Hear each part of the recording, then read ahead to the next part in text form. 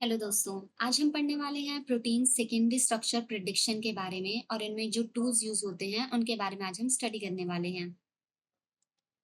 तो सबसे पहले हम पढ़ते हैं प्रोटीन्स होते क्या हैं। So proteins they are the biological macromolecules made up of the amino acids linked by the peptide bond. Peptide bond जो है वो कार्बोक्सिल ग्रुप में और अमाइनो ग्रुप के नाइट्रोजन और कार्बन चेन में, मतलब नाइट्रोजन और कार्बन एटम में ये बनते हैं। Carboxyl group from one amino acid and amino group from the second amino acid। तो इनके बीच में ये जो फॉर्म एक बॉन्ड फॉर्म होती है इसको हम बोलते हैं पेप्टाइड बॉन्ड। अब प्रोटीन्स जो हैं कुछ स्पेसिफिक फंक्शंस परफॉर्म करते हैं। Enzymatic catalysis, structural support, transport and regulation. ये जो सारे फंक्शंस हैं ये किस चीज पे डिपेंड करते हैं? They depend on its structure. इसीलिए हम प्रोटीन के सेकेंडरी स्ट्रक्चर प्रिडिक्शन के बारे में स्टडी करेंगे। सबसे पहले हम जानते हैं इसके लेवल्स क्या होते हैं। So levels of the protein secondary structure, basically protein structure primary, secondary, tertiary and quaternary structures. Primary structures में जैसे कि आप इस फिगर में देख सकते हैं, यहाँ पर एक लीनियर चेन है अमाइनो एसिड की, इसको हम बोलते हैं प्राइमरी स्ट्रक्चर। सेकेंडरी स्ट्रक्चर में हमारे पास दो टाइप्स के स्ट्रक्चर होते हैं। एक होता है हमारे पास अल्फा हेलिक्स एंड सेकेंड होता है हमारे पास बीटा शीट। अल्फा हेलिक्स यहाँ पर इस तरीके की आपको एक आप ये स्पाइरल टाइप का देख सकते हैं, इसको हम बोलते हैं अल्फा हेलिक्स।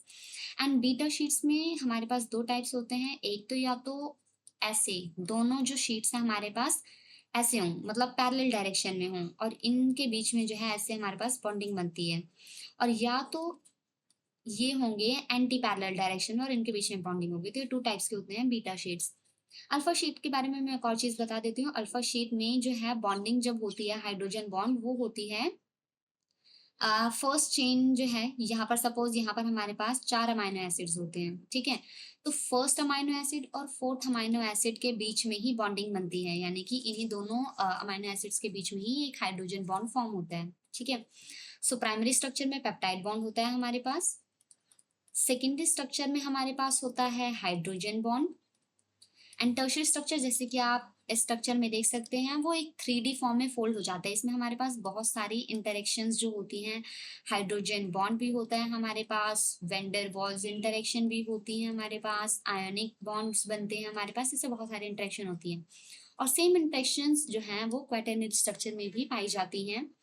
लेकिन क्वाटरनरी स्ट्रक्चर जो है वो सिर्फ एक ही पेप्टाइड चेन से नहीं बनता है, ये हमारे पास मल्टीपल जो पेप्टाइड चेन्स होते हैं ये कंबाइन होकर एक ऐसा 3D स्ट्रक्चर फॉर्म करती हैं जिसको हम बोलते हैं क्वाटरनरी स्ट्रक्चर।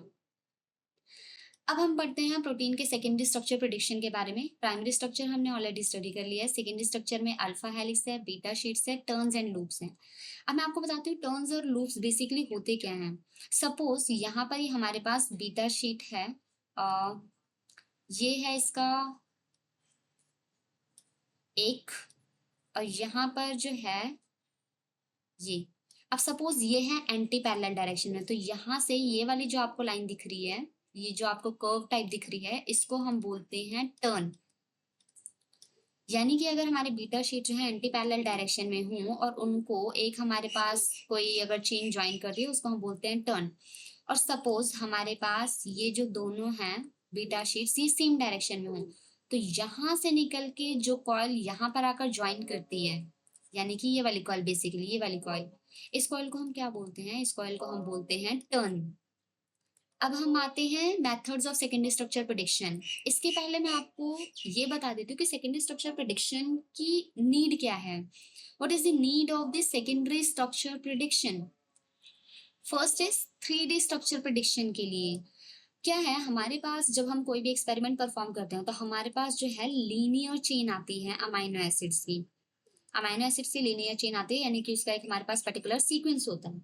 अब इस सीक्वेंस से जैसे कि मैंने बताया कि हम प्रोटीन के फंक्शन को प्रिडिक्ट कैसे कर पाएंगे, उसके स्ट्रक्चर के बेसिस पे हम उसके फंक्शन को प्रिडिक्ट करते हैं।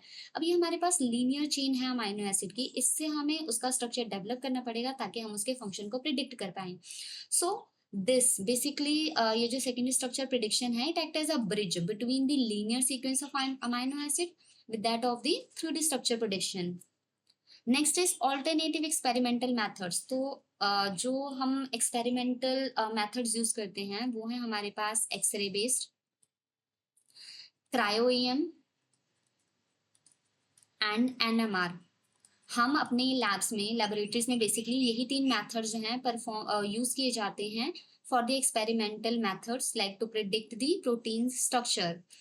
अब ये जो मेथड्स हैं ये क्या हैं? These methods are very time consuming, expensive instruments are needed, difficult sample preparation and require skilled expertise, and even after this they are having the low throughput।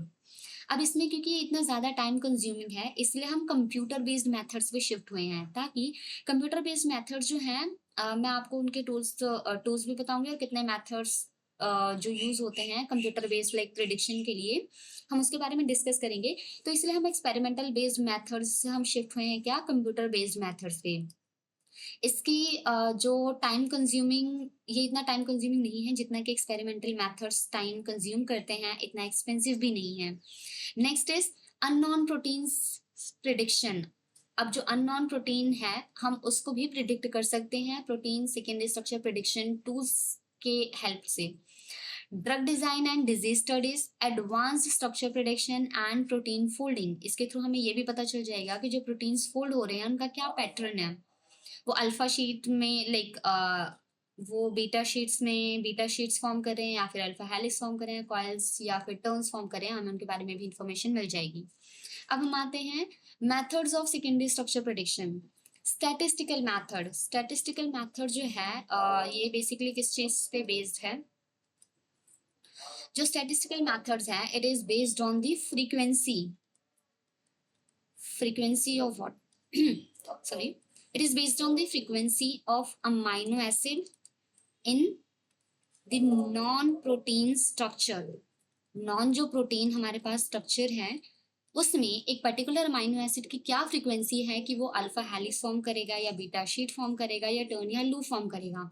Statistical method में हम इस फ्रीक्वेंसी को use करते हैं और उसके basis पे हम जो है न्यू स्ट्रक्चर प्रिडिक्ट करते हैं। अब इसमें मैं आपको एक एग्जांपल बताती हूँ जो मेथड हम यूज करते हैं। It is the Chow-Fasman method. Chow-Fasman method, it is one of the example of the statistical methods for protein secondary structure prediction. Chow-Fasman method basically it uses the propensity value of the amino acids. Okay. अब हम study करते हैं information theory based method में। Information theory based method क्या use करता है? It basically uses the multiple sequence alignment. तो ये मल्टीपल सीक्वेंसेस को अलाइन करता है and it considers the neighbouring residues. यानी कि जो हमारे पास सपोज ये अमाइनो एसिड की हमारे पास चेन है, हमें इस अमाइनो एसिड के बारे में पता करना है, तो ये जो नेबरिंग अमाइनो एसिड्स हैं इनके बारे में वो इंफॉर्मेशन लेता है और उसके बेसिस पे ये जो सेंटर वाला अमाइनो एसिड्स है ये अल्फा हेलिक्स फॉर्म करेगा, बीटा शीट, ये उसके बारे में इंफॉर्मेशन देता है। इसकी एग्जांपल है हमारे पास GOR method which we'll study in detail in another lectures। Third one हमारे पास है मशीन लर्निंग और एआई बेस्ड मेथड्स। ये क्या है? ये मॉडर्न अप्रोच है और इसमें जो है इसके एग्जांपल अगर हम देखें तो ये बेस्ड है neural networks and deep learning. तो ये इन दोनों बेसिकली चीज़ों पे डिपेंड करता है, deep learning and neural networks. अब यहाँ पर आप देख रहे हैं कि हमने 3 मेथड्स स्टडी करने हैं सेकेंडरी स्ट्रक्चर प्रेडिक्शन के बारे में, लेकिन ये डेवलप क्यों हुए हैं? ये हुए हैं एक्यूरेसी की वजह से। स्टैटिस्टिकल मेथड की एक्यूरेसी लो है, इसकी थोड़ी मॉडरेट है और इसकी एक्यूरेसी जो है बहुत ही ज़्यादा हाई है। तो हम एक्यूरेसी के बेसिस पे हमने इतने सारे मॉडल्स को डेवलप किया है और इनके बारे में हम डिटेल में स्टडी करेंगे। एक मैं आपको बता दूं, एक हम बेसिक फ्लो चार्ट फॉलो करते हैं protein secondary structure prediction tools में to identify the amino acid sequence. Then हम करते हैं मल्टीपल सीक्वेंस अलाइनमेंट, फिर उनका इवोल्यूशनरी कंजर्वेशन पता करते हैं, मशीन लर्निंग यूज करते हैं। This is for the machine learning basically, ठीक है। अमाइनो एसिड सीक्वेंस को आइडेंटिफाई किया, मल्टीपल सीक्वेंस अलाइनमेंट की, इवोल्यूशनरी कंजर्वेशन फाइंड आउट किया, मशीन लर्निंग की, और आउटपुट में हमारे पास ये this is H is for the alpha helix, E is for the extended beta sheets